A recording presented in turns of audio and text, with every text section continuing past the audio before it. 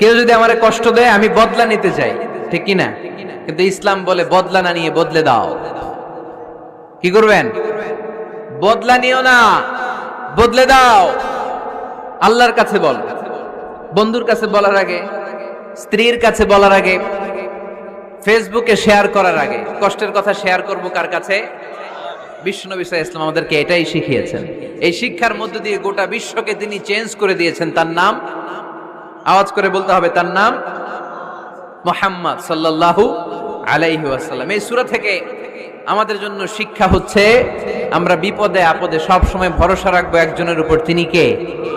আর মনে রাখতে হবে the grief isn't permanent, the struggle isn't permanent. এই পৃথিবীর কোনো দুঃখ কষ্ট আর সমস্যা এটা পার্মানেন্ট নয়। সমস্যার পরে সমাধান আছে, দুঃখের পরে আনন্দ আছে। এই বিপদ পরীক্ষাগুলো আল্লাহ তাআলা আমাদেরকে দেন আমাদের কোমরকে